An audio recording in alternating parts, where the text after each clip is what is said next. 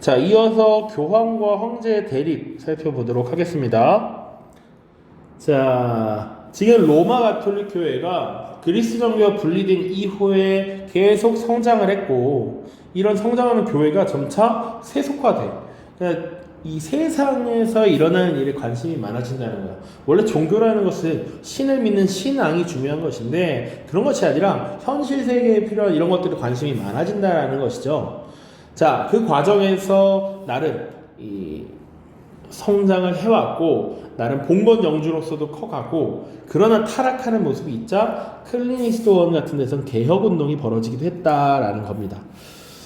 자, 그 과정에서 어쨌거나 지금 교황이라고 하는 분들이 그렇게 성장을 했다는 것이죠.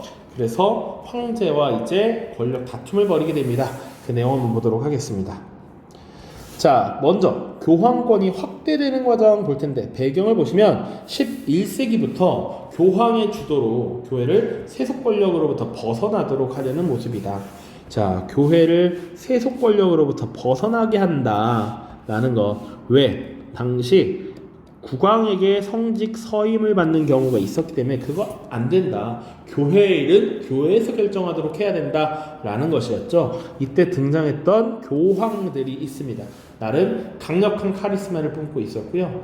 주로 이 교황들은 수도원에서 열심히 수행을 한 주교들이 많이 교황으로 지금 등극합니다. 자, 가장 먼저 나오는 건 카노사의 굴욕입니다. 카노사라고 하는 지역의 성에서 황제가 굴욕을 당했다라는 거야. 배경 보시면 성직자 서임권을 둘러싼 교황과 황제의 대립이라고 나와 있습니다. 서임권이라고 하는 것은 성직자를 임명할 권리야. 그걸 누가 가져야 되느냐라는 겁니다. 자, 내용 보시면 당시 교황 그레고리우스 7세가 세속 군주들 국왕이 성직자를 서임하는 것은 말이 안 된다라고 했어. 그런데 당시 독일 지역의 신성 로마 제국의 황제 하인리 4세가 이를 무시하고 성직을 임명합니다. 자, 그러자 교황 그레고리우스 7세가 황제 하인리 4세를 파문하게 되는 것이죠. 그러니까 이 황제라고 하는 지위는 사실은 왕보다 한 단계 높은 지위이고, 우리 계속 기억하겠지만 분명 카롤루스 대제에게 교황이 황제의 관을 씌워줌으로써 그 권위를 받았다라고 본 거야. 황제라고 하는 것, 이런 신적인 권위는 교황이 신으로부터 받아서 황제로 임명시켜 주는 건데, 이 교황의 말을 따르지 않는다? 그래서 너는 이제 더 이상 황제를 인정하지 않아 라고 했던 것이죠. 그러자 황제 하인리 4세가 카노사성에 있는 교황 그레고리우스 7세를 찾아가서 추운데 벌벌 며칠 떨면서 결국 굴복하고 받아들였다라고 하는 것이죠. 말을 들었다. 자, 요게 단적으로 지금 교황권이 나름 위에 있음을 보여주는 사건입니다. 자, 그레고리우스 7세, 하인리 4세 요 이름 정도는 알고 있는 것이 좋겠다라고 하는 것. 자, 물론 만약에 이 하인리 4세가 당시 대중의 지지를 얻었다, 제후들의 봉건 영주들의 지지를 얻었다 그러면 충분히 사실 무시했을 텐데, 여론이 교황을 지금 지지하고 있었다라는 것도 하나의 요인이 됐을 겁니다. 자, 그래서 나름 교황권이 지금 우위에 서게 되는 배경이다라고 하는 것.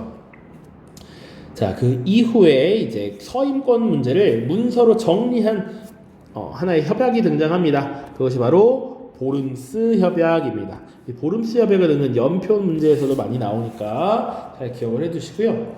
교황이 성직자 서임권을 차지하도록 했습니다. 이 당시의 교황 칼릭스투스 2세입니다. 교황의 이름까지 외울 필요가 없을 것 같긴 하지만 알면 훨씬 유대하게 잘 풀 수 있습니다. 그레고리우스 7세, 카노사의 굴욕, 칼릭스투스 2세, 성직자 서임권 차지. 이때 신성 로마 제국의 황제는 하인리 5세였습니다. 그래서 하인리 5세가 서임권을 교회에 이렇게 바치는 형태로 진행이 되었다. 그거. 자, 그리고 중간에 사실은 또 하나의 뒤에 나오는 주제지만 시기가 중간에 딱 껴있어서 중간에 클레르몬 공의회라고 하는 것이 있고요. 그래서 1차 십자군이 파견이 됩니다. 클레르몽 공예가 1095년, 1차 십자군이 출정이 96년입니다. 이때 교황 우르바누스 2세가 클레르몽 공예를 소집해서 십자군을 제창합니다. 요거 가운데 이렇게 시기상 물어보는 것이 요새 수능에서도 출제가 됩니다. 그래서 요것을 하나 언급을 하고요. 교황권이 절정이 나가는 것 13세기 초 인노켄티우스 3세 시기였다. 그래서 교황은 해, 황제는 달이라는 표현이 등장하기도 했다. 그러나 13세기 절정을 달했던 교황의 권력은 점차 쇠퇴하게 됩니다. 왜 그랬느냐? 배경 보시면 결국 십자군 전쟁이 1096년 시작해서 쭉쭉쭉 13세기까지 이어지지만 실패했단 말이야. 그래서 교황의 권위가 추락했고 교황의 지지 세력이 점점 줄어들고 있습니다. 자, 그 이후에 이제 교황권이 쇠퇴되는 과정이야. 첫 번째, 아비뇽 유수라고 하는 사건입니다. 보름스 협약과 함께 많이 등장합니다. 자, 1309년 교황청을 아비뇽으로 옮긴 것이고요. 그 후 약 70여 년간 지속이 됐다. 배경 보시면 교회 및 성직자에 대한 과세 문제로 지금 대립을 했다라는 겁니다. 당시 십자군 전쟁뿐만 아니라 유럽 세계에서는 엄청난 전쟁이 계속 벌어지고 있었어. 전쟁이 계속 지속되고 있었고, 전쟁을 지속하기 위해서는 당연히 전비가 마련이 되어야 합니다. 그러다 보니 세금을 계속 물려야 하는데, 이때 교회와 성직자도 예외가 될 수 없다라는 것이지. 당시 프랑스의 국왕 필립 4세가 성직자와 교회에도 세금을 물리려고 합니다. 그랬더니 교황이 이를 못하게 막았던 것이죠. 보니파키우스 8세가 이 교회의 신성한 권위를 들어서 교회의 세속 권력이 지금 과세하는 거 맞지 않다라고 대립을 했던 겁니다. 보니파키우스 8세와 프랑스 왕 필립 4세. 그러나 당시 필립 4세가 세금을 걷기 위해서 각 신분의 대표자들을 모아서 회의를 개최했습니다. 그것이 3신분회 혹은 3부회라고 하고요. 이 3신분회에서 나름의 지지를 얻어서 필립 4세에게 교황이 굴복하게 됩니다. 그러니까 일단 각 계층에서도 교회와 성직자에게 과세하는 것을 동의했고, 그것에 힘을 얻은 약간의 용기를 얻은 필립 4세가 자기의 부하를 시켜서 교황을 습격하는 이런 사건이 발생해요. 그것이 1303년 아나니 사건입니다. 결국 교황은 성직자에 대한 과세를 받아들일 수밖에 없었다. 심지어 보니파키우스 8세가 금방 죽고 나서 이 교황청을 아비뇽 지역으로 옮기고요. 프랑스 왕이 스스로 통제할 수 있도록 가까운 곳에 둔 거야. 이 프랑스의 한 지역 이름입니다. 그래서 교황이 프랑스 국왕의 눈치를 보고 제대로 이 교회에서 내에서의 그런 업무나 권력 행사가 어려웠다라는 것이죠. 자, 이 아비뇽 유수가 약 70여 년간 이어졌고, 그 이후에 지금 결국 교황청이 로마로 복귀를 합니다. 그럼에도 불구하고 로마의 교황을 인정하지 않고 아비뇽 지역에서 별도로 지금 교황을 선출하는 모습이 나타나. 그래서 두 지역에서 교황이 나타나는 거죠. 그러니까 로마 카톨릭의 대장은 한 명, 오로지 교황이어야 하는데, 로마의 교황과 아비뇽의 교황이 서로 대립하면서 내가 진짜야 라고 싸우고 있는 상황입니다. 그래서 각각의 두 명의 교황이 서로 내가 정통성이 있다라며 대립을 했다라는 것이고요. 심지어는 나중에 이걸 해결하기 위해서 단일 교황을 선출합니다. 그럼에도 불구하고 로마와 아비뇽의 교황이 인정하지 않으면서 심지어 3명의 교황이 있었던 적도 있습니다. 자, 이런 교회의 타락, 문제 이런 것들을 인지하고 교회를 개혁하려는 모습도 이때 나타났는데요. 첫 번째는 개인의 비판이야. 개인의 비판. 교회의 세속화, 성직자의 타락을 비판하고요. 결국 교회라고 하는 것은 종교이기 때문에 성서, 신앙에 기반해야 한다. 성서에 나와 있는 대로 따르고 우리가 신앙심을 가져야 된다. 신을 믿는 마음이 중요한 것이다 라고 주장을 했던 것이죠. 대표적인 인물이 영국의 위클리프와 보헤미아의 후스라고 하는 인물이 있습니다. 이들이 이런 것을 주장했다라는 거야. 결국 성서로 돌아가야 된다. 성경책에 이런 거 교황 이런 거 사실 나와 있지 않다 이거야. 교황? 그게 무슨 권위가 있지? 어떻게 해서? 누가 만들었어? 신은 그런 걸 주장하지 않았어. 이렇게 비판을 합니다. 자, 그리고 교회 내에서도 이제 이런 문제를 해결해야겠다라는 움직임이 나타나죠. 그래서 콘스탄츠 공의회를 개최합니다. 이 교회의 대분열을 수습하기 위한 목적이었고요. 이제 로마 교회, 아비뇽 교회의 그 교황들을 다 사퇴시키고 단일 교황 마르티누스 5세를 선출했고요. 그리고 교회를 비판하면서 교황의 권위, 교회의 권위를 무시했던 위클리프 2단이다. 후스도 마녀다. 그래서 화형시켜버리는 결정을 내리게 됩니다. 지금 교황과 황제권의 대립 살펴보고 있고요. 지금 나왔으니까 한번 정리를 간만에 또 해보죠. 지금 콘스탄츠 공의회라고 나왔습니다. 그러니까 공의회라고 하는 것은 종교회의인데 우리가 시험에 등장하는 종교회의가 몇 개 있습니다. 그래서 그거 4개 정도 정리를 해보도록 하죠. 공의회. 자, 첫 번째는 니케아 공의회이고요. 두 번째가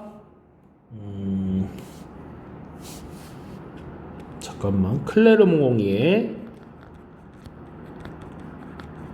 세 번째가 지금 콘스탄츠 공의회죠. 콘스탄츠 공의회.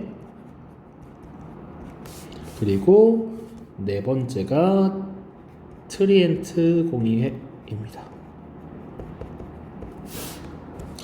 자, 니케아 공의회의 내용은 그런 것이었죠.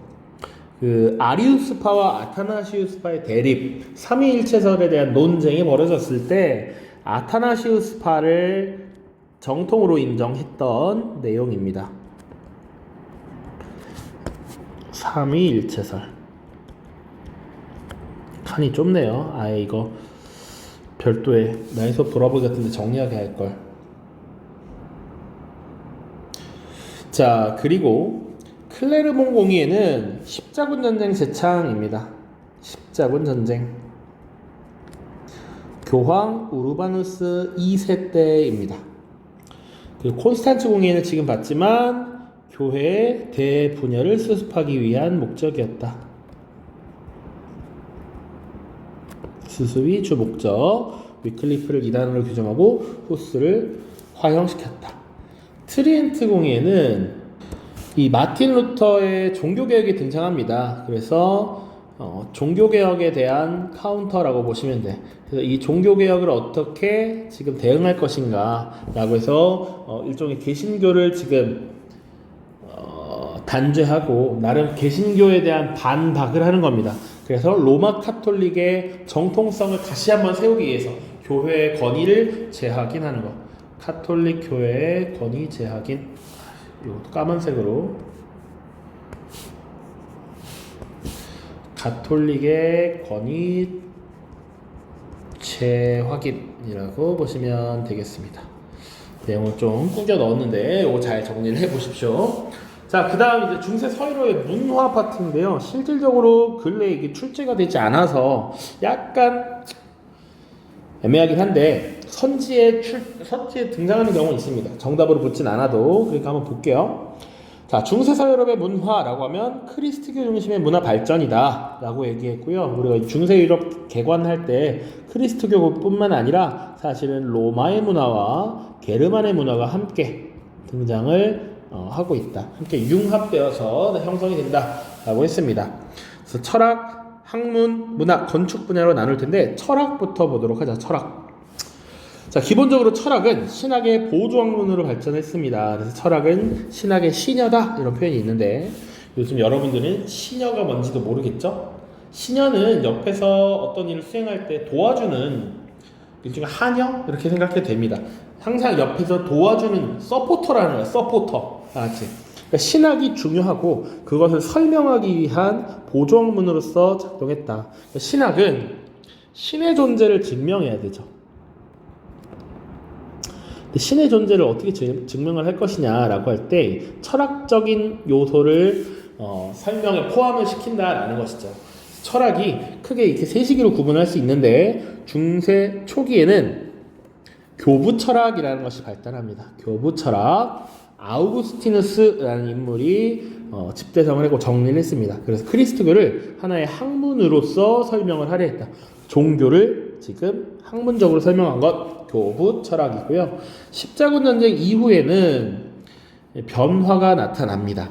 이 십자군 전쟁 자체가 어찌 보면 크리스트교 세계와 이슬람 세계의 충돌이었죠.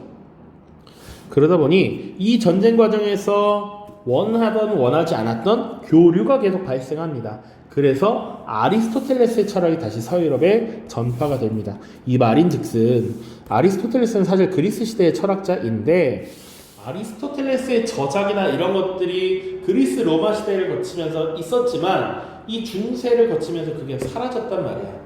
오히려 이슬람이 이 로마 제국을 침략하면서 그걸 흡수했다라는 것이죠. 그래서 오히려 아리스토텔레스와 관련된 학문들이 이슬람의 발전에 있었는데 아리스토텔레스의 철학이 다시 서유럽으로 역수입됐다라고 보시면 돼. 그 과정에서 이 아리스토텔레스의 철학을 신학 설명에 접목한 스콜라 철학이 유행을 합니다. 여기서 스콜라란 수도원의 부속학교를 이야기합니다. 부속학교. 수도원이 있고 그 수도원에서 딸려있는 약간 일종의 교육기관이라고 보시면 돼. 이 지역에서 그러다 보니 수도원에서는 신앙을 설명할 때 이성을 활용해서 신앙을 설명하려 했던 것이죠. 그것을 총정리했던 것이 토마스 아퀴나스였고요. 정리한 책이 신학대전이라고 하는 책입니다. 그래서 이게 핵심이야. 신앙의 진리와 이성의 진리는 조화시킬 수 있다. 신이라고 하는 건 우리가 이성으로도 믿을 수 있도록 정리한 것이 바로 토마스 아퀴나스였다라는 겁니다. 이 표현들만 잘 기억하고 있으면 돼. 아리스토텔레스의 철학이 다시 역수입됐고 그래서 스콜라 철학이 유행했는데 그것을 총정리 망라한 것이 토마스 아퀴나스다. 신학대전. 핵심 내용 신앙의 진리, 이성의 진리, 조화를 이룰 수 있다. 근데 그걸 반박하는 철학자들도 등장합니다. 스코터스와 오컴입니다. 신의 존재는 이성으로 증명할 수 없어. 우리가 합리적으로 생각했을 때 신이라는 걸 어떻게 증명해? 라는 것이지. 그래서 신앙과 이성을 구분하는 과학적이고 이성적 사유도 이때 등장했다. 이 정도만 보시면 되겠습니다. 학문 보시면 주로 교회와 수도원을 중심으로 학문이 발달했다. 그래서 부속학교의 스콜라를 중심으로 자 그리고 12세기 이후가 되면 대학이 설립되는데 이 대학이라는 것은 학생과 교수 조합에서 발달한 것이었고 우리가 생각하는 유니버시티는 아니고요. 컬리지 정도가 되겠습니다. 그래서 파리 대학이 신학으로 유명했고 볼로냐 대학이 이탈리아 법학이 유명했다. 이 정도 보시면 되겠습니다. 자, 문학은요, 당시 봉건제가 널리 퍼져 있었던 시기였기 때문에 봉건 기사의 모험, 사랑을 다룬 기사 문학이 유행을 했고요. 가장 대표적인 것이 바로 롤랑의 노래입니다. 롤랑의 노래. 이 롤랑의 노래는 무엇이냐? 카롤루스 데제 연계에서 또 나올 수 있어요. 카롤루스 데제의 부하였던 인물이 롤랑입니다. 그래서 이 카롤루스 데제 시기에 다시 피레네 산맥 이남 이베리아 반도 지역의 이슬람을 공격합니다. 이 이슬람 공격이 실패로 끝나면서 사실은 부하가 죽음에 이르게 되는데 그런 과정을 문학으로 정리한 것이 바로 롤랑의 노래이다. 자, 요 내용도 하나 카롤루스 데제에 추가해놔도 괜찮습니다. 카롤루스 데제가 이슬람 세계를 다시 공격했으나 실패했습니다. 이베리아 반도 지역. 자, 그리고 건축 보시면 교회와 수도원 등의 종교 건축이 중심되어서 발달했고요. 11세기 로마네스크 양식이다. 로마풍이라는 것입니다. 대표적인 건축물로는 피사 대성당이 있어요. 원형 아치 그리고 두꺼운 돌벽을 가지고 있다. 그러다 보니 이 두꺼운 돌벽을 유지하려면 그 아치가 굉장히 무겁죠. 이것을 지탱하기 위해서 두꺼운 벽이 필요했고 벽을 두껍게 짓고 하중을 더 많이 받으려면 창을 작게 낼 수밖에 없었다. 대신 안쪽에 벽이 넓기 때문에 벽화가 유행했고요. 12세기에는 조금 다른 고딕 양식이 유행합니다. 고딕 양식이란 우리 게르만족의 일파였던 고트족의라는 의미야. 야만적인 이런 표현으로 약간 까내리듯이 표현하는 겁니다. 원래 그래서 사르트르 대성당이 대표적인 건축물이 되겠고요. 특징은 뾰족뾰족한 첨탑, 그리고 유리를 모자이크로서 이렇게 아름답게 만들어 놓은 스테인드 글라스입니다. 대표적인 사례의 사진도 넣어놨습니다. 피사 대성당과 내부 벽화, 11세기에 유행을 했습니다. 지금 여기 벽화 있죠? 벽화, 아치 보면 벽이 두꺼운 것 이렇게 볼 수 있습니다.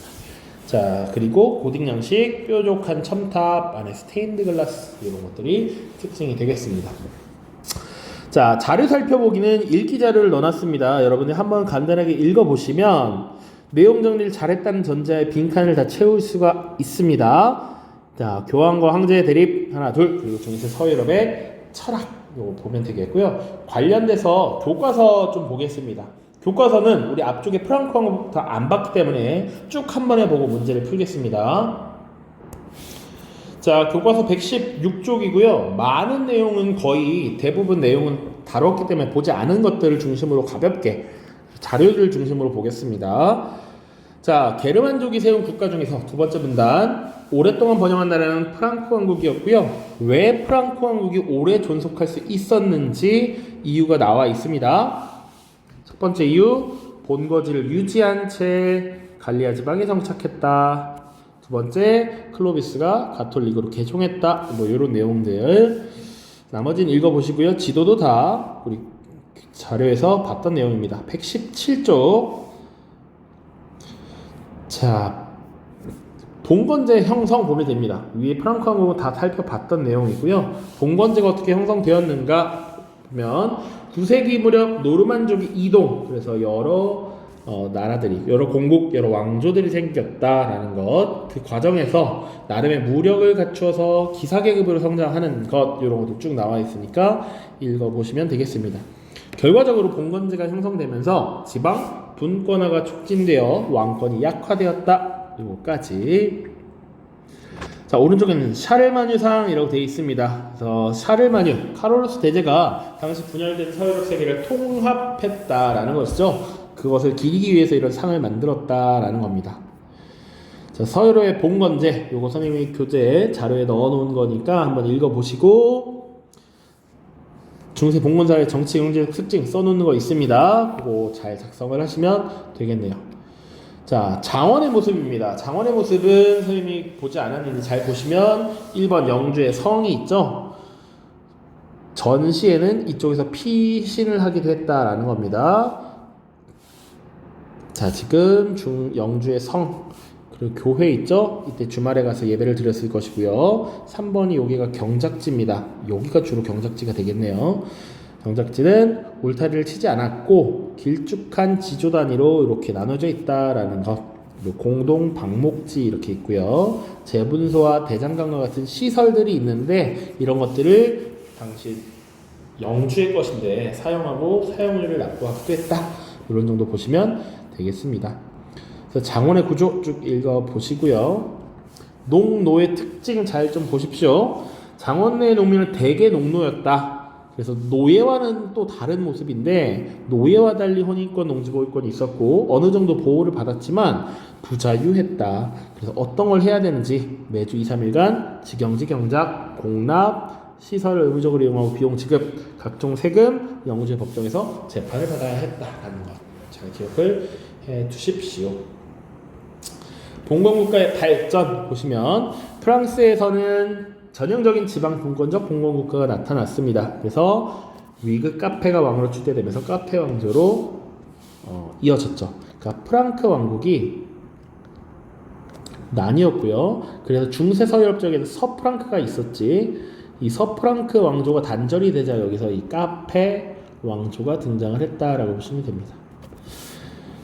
자, 그럼에도 불구하고 왕의 권한은 왕이 직접 다스리는 파리와 그 주변에만 미쳤다. 오히려 제후들이 더 많은 영지와 권한을 소유하기도 했다. 동프랑크에서는 오토 1세가 마자르와 슬라브의 침입을 막고 이탈리아의 혼란을 수습함으로써 로마 황제의 관을 받았고 이것이 신상 로마 제국의 기원이 되었다. 사실 오토 1세 이전의 왕들도 선출을 하긴 했습니다. 제후들에 의한 선출. 그리고 이후에 신성 로마 제국의 황제들은 금인측서라고 하는 것이 등장하면서 이후에 7명의 제후가 황제를 선출하는 이런 모습이 나타나면서 힘이 굉장히 약했고, 심지어 그 황제들은 이탈리아 북부 경영에만 관심이 많아서 오히려 본국에 대해 잘 알지 못했다. 제후들에게 자율적인 권한 행사가 이루어질 수 있었다. 이런 겁니다. 그리고 윌리엄의 잉글랜드 정복, 둠즈데이 북, 그리고 여기 없지만 솔즈베리의 서약, 그래서 강력한 왕권 형성이라고 이야기를 했습니다. 자, 크리스트교 중심의 서유럽 문화 쭉 읽어보시면 되겠습니다. 내용이 막 어렵지는 않으니까 오늘 다룬 내용이 거의 다 있습니다.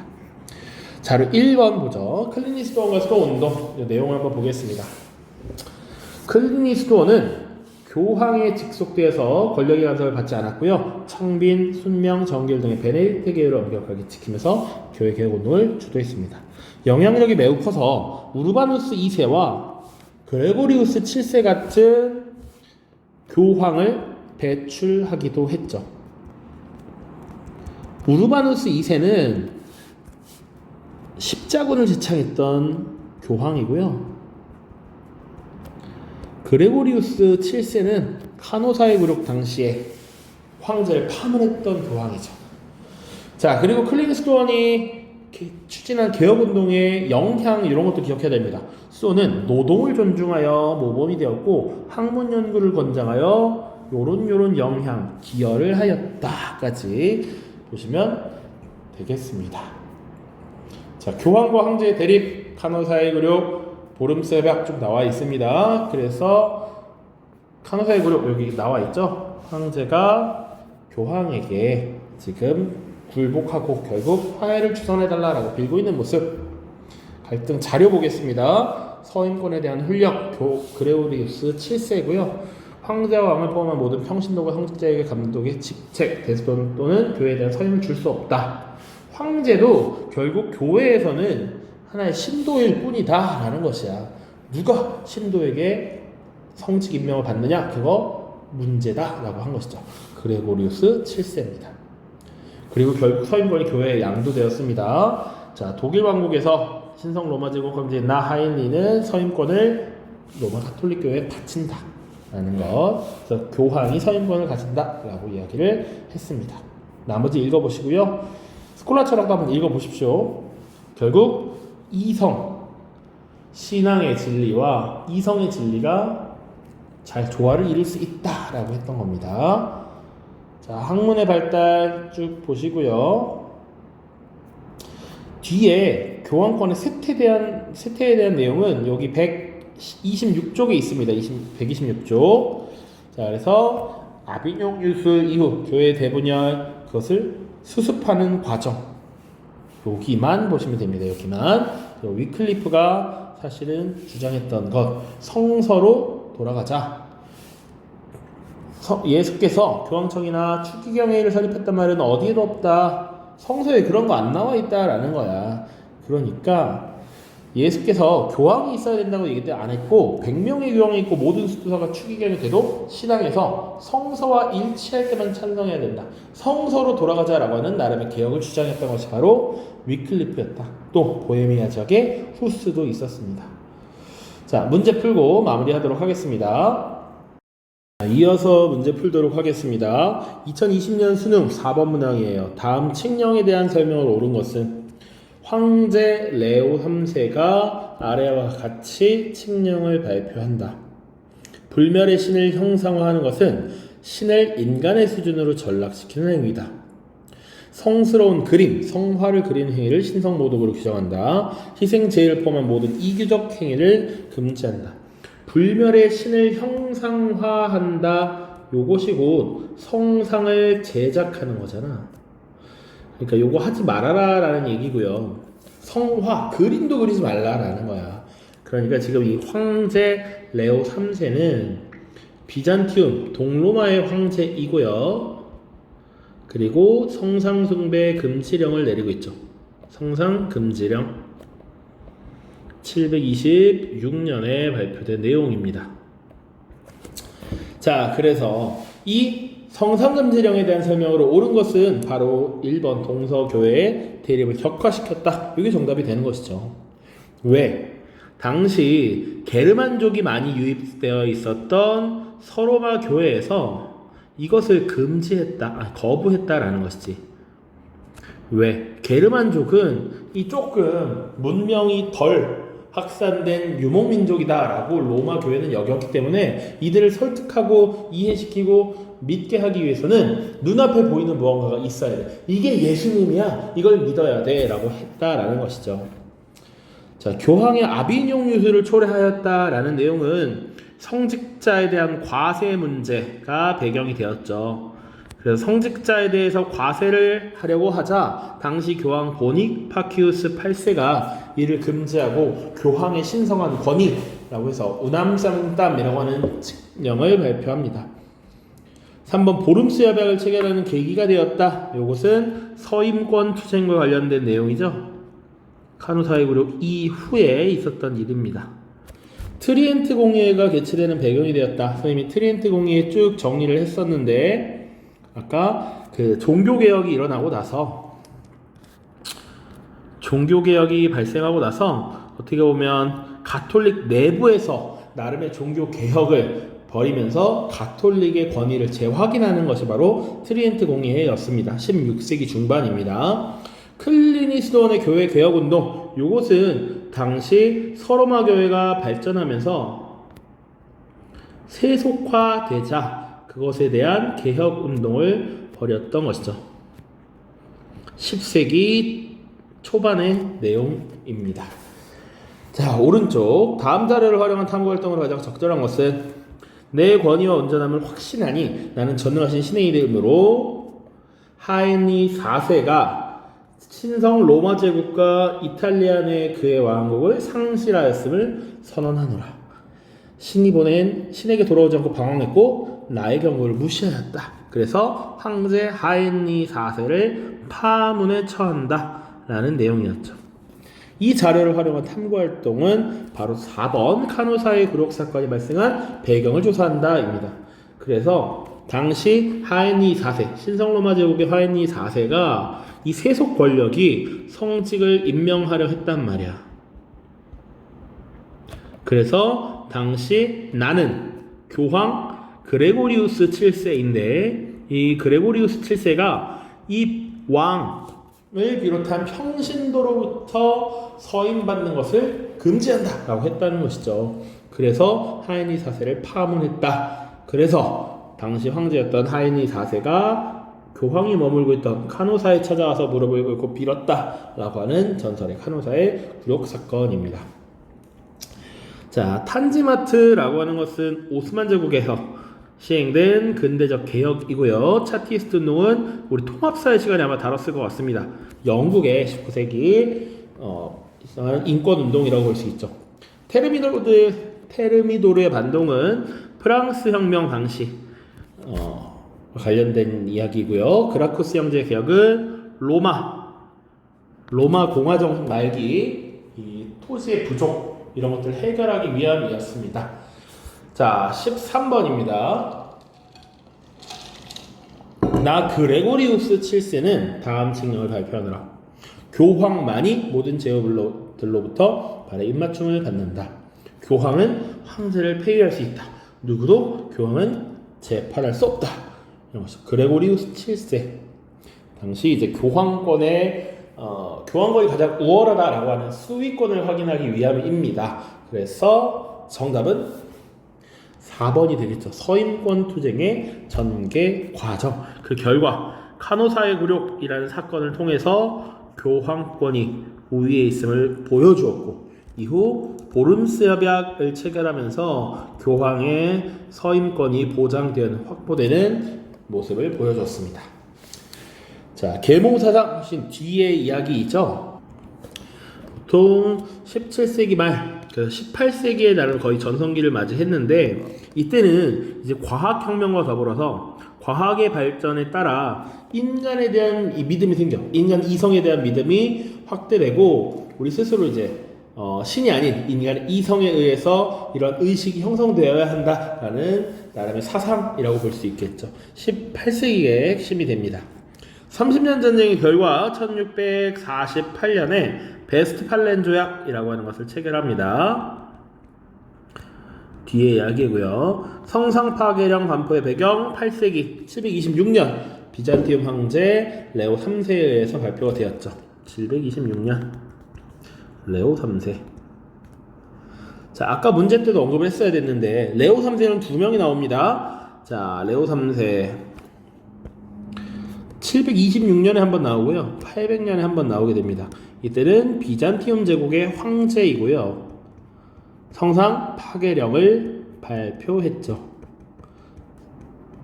성상 파괴령, 성상 숭배 금지령 똑같습니다.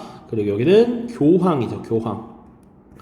그래서 카롤루스 대제를 서로마 황제로서 카롤루스 대제 서로마 황제로 대관식을 행해줬던 교황이다. 자, 5번 카롤루스 르네상스 샤를마뉴 시기 카롤루스 대제 시기 9세기의 문예 부흥 고전 연구 이런 경향을 카롤루스 르네상스라고 합니다. 자, 2019년 수능입니다. 교사의 질문에 대한 학생의 답변으로 가장 적절한 것은 그림은 파문당한 황제가 교황과의 화해를 주선해달라고 간청한 사건을 묘사하고 있습니다. 우리 교과서에 있는 그림, 사진과 같습니다. 이 사건부터 보름스에서 타협이 이루어지기까지 약 반세기 동안 어떤 일이 있었는지 대답해 볼까요? 자, 카노사의 굴욕과 보름스 협약 사이에 뭐가 있었는지 지금 물어보는 겁니다. 1077년, 보름스 협약 1122년입니다. 자, 선생님이 필기할 때 요거 사이에 들어갈 내용 정리를 해줬습니다. 그쵸? 바로 클레르몬 공의회라는 것이 개최되었고 이건 종교회의였어. 이때 십자군을 제창해서 1차 십자군이 출발을 했죠. 그래서 이 1차 십자군은 소기의 성과를 거둡니다. 그래서 성지였던 예루살렘을 확보하였다까지 보시면 돼. 됐죠? 그래서 정답은 5번이 됩니다. 5번. 자, 잉글랜드에서 노르만 왕조가 개창되었어요. 요거는 우리 노르망디 공 윌리엄이 잉글랜드를 정복했죠. 1066년 헤이스팅스 전투였습니다. 바로 요 직전이죠. 존 왕이 대원장을 승인하였어요. 이건 13세기 1215년인데 당시 영국이 프랑스와의 전쟁을 통해서 엄청난 전비를 지출하게 됐고 그에 의해 계속 왕이 세금을 거두려고 했단 말이죠. 그래서 이 세금의 과도한 수치 이런 것들에 대한 반발로서 봉건 귀족의 권한, 지위 이런 것들을 보장해달라는 걸 문서로서 받은 것이 바로 대헌장이라고 보시면 되겠습니다. 클리니 수도원 10세기 초니까 900년대예요. 훨씬 전이고요. 신성 로마 제국 황제 카를 4세가 황금 문서를 반포하였어요. 요거는 14세기 1356년입니다. 그래서 신성 로마 제국의 황제 카를 4세가 황금 문서를 발표하고 나서 이후에 황제가 7명의 선거 제후들에 의해서 선출되는 모습으로 나타납니다. 그러니까 기존에 제후들의 선거라는 건 원래 이루어졌지만 특히 그 선거권을 가진 7명의 제후를 아예 고정시켜 버려요. 그들이 강력한 권한을 획득하게 되는 것이죠. 정답은 5번입니다. 다음 세개 4개 풀어보죠. 자, 다음 선언이 이루어진 시기를 연표해 옳게 고른 것은 나하이니 5세는 이거 우리 이름을 알면 좋다라고 했습니다. 자, 신과 거룩한 로마교회 그리고 주군이신 교황 칼릭스투스에 대한 사랑으로 반지하 집합을 통한 모든 서임권을 신의 거룩한 사도들인 베드로와 바울로에게 또한 거룩한 로마에게 바친다. 짐은 제국내 모든 교회가 교회법에 따라 자유롭게 성직자를 선출하고 서임하는데 동의한다. 이게 뭡니까? 보름스 협약의 내용이죠. 보름스 협약 1122년이었습니다. 계속 반복돼서 어떤 것들이 나오는지 보이죠? 자, 그럼 한번 볼게. 선생님 요거 연표를 지금 프린트에 다 넣어놨습니다. 교회 동서분열 1054년이었고요. 카노사의 굴욕 1077, 클레럼 공의회 1395였습니다. 아비뇽 유수 훨씬 뒤였죠. 1309년이었고요. 콘스탄츠 공의 1414년, 낭치 칙령은 1598년입니다. 지금 우리가 지금까지 배운 연표에 다 들어가 있는 내용들입니다. 정답은 다 3번이 되겠죠. 밑에 수행평가 계획서입니다. 유일하게 이제 문화 파트 나온 거야. 중세 유럽 봉건사회 크리스트교 문화. 그래서 당시 서유럽의 철학 아퀴나스의 신학대전 편찬 목적을 알아본다. 이 당시 유행한 스콜라 철학 이야기를 하고 있고요. 2번이 빈칸이고 3번은 십자군 전쟁 과정에서 이루어진 이슬람 문화의 교류를 살펴본다. 이때 뭐가 많이 들어왔다? 역으로 아리스토텔레스의 여러 저작들이 수입이 되었다. 그래서 다시 유럽 세계의 지적 전통 문화에 자극을 주었다라는 것이죠. 또 들어갈 내용들 중에서 옳지 않은 것은요. 자, 1번 만우법전. 이거 우리 인도사 다룰 때 나왔던 내용이니까 답은 쉽게 고를 수가 있습니다. 자, 고딕 양식 12세기에 등장했죠. 12세기 중세 유럽의 문화적 특징입니다. 뾰족뾰족한 첨탑 그리고 스테인드 글라스가 특징이었다. 기억해야죠. 대표적인 유적으로 샤르트르 대성당이 있습니다. 스콜라 철학 나왔지. 클리니스톤의 개혁운동 맞죠? 파리 대학과 볼로냐 대학의 교육과정. 파리 대학은 신학이 유명했고 볼로냐 대학은 법학이 유명했다. 이런 얘기 했습니다. 자, 12세기에 대학이 유행했다라는 것. 자, 당시 이 대학이라고 하는 건 유니버시티가 아니고 콜리지라고 했습니다. 그래서 교수나 학생들이 자신들의 이익을 도모하기 위한 조합, 길드에서부터 기원한 것이 대학이었다. 이 정도 기억을 하시면 되겠습니다. 2021 수능 11번 그레고리우스 교황께 지난번 부분에서 신께 받은 계시를 하려옵니다. 세속 욕망을 내려놓으시고 신의 뜻을 실현하는데 헌신하십시오. 이를 위해 먼저 론강가의 귀귀한 성체를 떠나 하루바삐 로마로 돌아가시어 어린 양들을 보살펴 주십시오. 또한 그리스도교들 사이에 분쟁에 동원된 용명을 이슬람 세력에 맞서는 데 이용하시어 교황의 위험을 만방에 보여주시옵소서. 그리하여 보니파키우스 8세가 능멸당한 이래로 지난 70여 년 동안 오욕으로 점철된 세월을 정결하게 씻어내어 주십시오. 그러니까 문제를 보면 우리가 몇 세까지 다 외우기 어렵지만 그레고리우스라고만 나와 있어서 그레고리우스 7세를 바로 떠올리면 곤란합니다. 보시면 지금 세속의 욕망을 내려놓고 헌신하라 라는 것 있고요. 지금 그리스도교도 사이의 분쟁에 동원된 용병들을 이슬람과 싸우는데 이용해라 라는 내용도 있고요. 핵심은 요 밑에 문장이지. 보니파키우스 8세가 사실은 필립 4세와 이런 대립 과정을 거치면서 아나니에서 습격을 당하고 금방 죽음을 맞이한다라고 했죠. 그리고 당시 교황청이 지금 70여 년 동안 아비뇽 지역으로 이동해 있었다라는 거죠. 이 70년 동안 오욕으로 점철된 세월은 아비뇽 유수 시기를 말하는 겁니다. 그래서 1309년 이래로 교황청이 아비뇽으로 옮겨갔던 시기 1377년까지 이 시기에 발생한 내용을 고르라는 것이죠. 자, 정답은 몇 번입니까? 바로 정답은 5번. 요거 5번이 됩니다. 5번. 요거 요 내용 잘 기억해 주세요. 내용 정리할 때 언급하진 않았지만 시기 문제로 이렇게 나올 수도 있다는 거야. 자, 콘스탄츠 공의회에서 위클리프와 후스가 2단으로 규정되었다. 이거 언제 했는지 얘기했습니다. 1414년에 개최됐고요. 18년까지 쭉 이어져, 사실. 자, 하인리 4세가 파문당했다. 이거 카노사의 굴욕이잖아. 1077년이고요.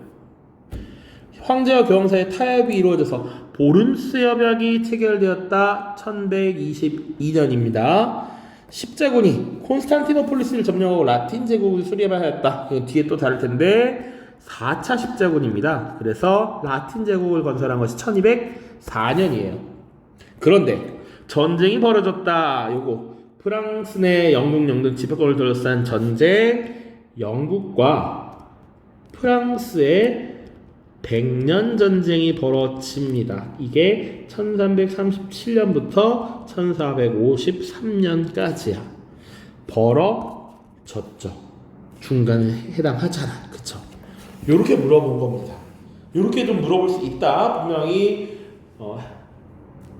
위에서 연표로 다루지 않았습니다. 정치적 얘기와 종교적 얘기를 분리해서 설명을 하고 있기 때문에. 그런데 이렇게 물어볼 수 있다라는 것이죠. 아까도 얘기했지만 요거 지금 아비뇽 유수 기간에 100년 전쟁이 치러졌다. 요거 하나. 혹은 카노사의 굴욕과 보름스 협약 사이에 십자군 원정이 출발했다. 요런 내용들은 기억을 하고 계셔야 됩니다. 오른쪽 16번 다음 가상편지에서 밑줄친 갈등의 영향으로 옳은 것은 신의 은총으로 교황 성악기 인사드립니다. 쭉쭉쭉. 영광 아래 영성 충만한 삶을 살았으나 최근 들어 신의 재산까지 세금의 명목으로 탐하는 필리프 4세의 간악한 행동에 분노할 따름입니다. 교황께서 세속 권력은 영적 권력에게 복종해야 한다라는 신의 뜻을 재천명하시고 그를 파문하신 것을 위안을 삼았습니다. 그러나 이것도 잠시 필립 4세가 보낸 사악한 무리들이 아나니로 들이닥쳤다라는 소식에 그저 눈물을 흘리며 교황 성화의 안위를 두 손 모아 기도할 뿐입니다. 그가 초래한 갈등이 신의 뜻에 따라 해결되기를 신의 이름으로 믿습니다. 자, 이 갈등의 영향을 물어보고 있습니다. 요 문제는 참 스토리를 잘 가져온 거예요. 그래서 당시 지속적인 전쟁이 벌어지는 과정에서 프랑스의 왕이었던 필립 4세가 성직자에게 과세를 하려 했다라는 것이죠. 자, 이런 성직자 과세에 대해서 당시 교황 보니파키우스 8세가 우남쌍땀이라고 하는 교서를 내립니다. 세속 권력에 우위하는 영적 권위의 그런 내용을 담고 있는 거야. 우남쌍땀. 이 우남쌍땀은 그래서 우리말로 번역을 하면 유일한 권위, 유일한 명예 뭐 이런 정도가 될 것 같아요. 그래서 이 내용을 말하는 거야. 세속의 권력은 영적 권력에 복종해야 된다. 유일한 권위, 영원한 유일한 권력과 권위는 영적 권력이다. 교황이 더 우위에 있다. 세속 권력은 그 아래다. 그래서 파문까지 했습니다. 그럼에도 불구하고 필립 4세는 사실은 이에 굴복하지 않았고 그 부하들을 교황이 있는 아나니라는 지역에 보내서 습격해서 교황이 엄청 놀라고요. 결국 그 뒤에 금방 죽게 돼요. 그 내용이 지금 이 문제에 쫙 담겨 있는 것이고 이 이후에 결국 지금 세속 권력이 성직자에게 세금을 부과하게 되죠. 그치? 그리고 나서 나름 이 싸움에서 주도권을 가진 프랑스의 왕 필립 4세가 아예 교황청을 아비뇽으로 옮겨버리는 것이죠. 이 갈등의 영향으로 아비뇽으로 교황청이 옮겨졌다. 이걸 고르시면 되겠습니다. 1309년. 자, 나머지 연도만 좀 보고 마무리를 하겠습니다. 보름스 협약 1122년이고요. 니케아 공의는 325년입니다. 이거 뭐야? 삼위일체설을 인정한 아타나시우스파를 공식으로 인정한 것이었다. 카노사의 굴욕 1077년, 동서교회 분열 1054년이 되겠습니다. 교황청을 옮겨진 건 1309년이고요. 1377년 다시 교황청이 로마로 돌아오기 전까지 시기를 아비뇽 유수라고 합니다. 됐죠? 자, 모두 고생 많았고요. 이제 다음 영상에서 만나도록 하겠습니다. 안녕.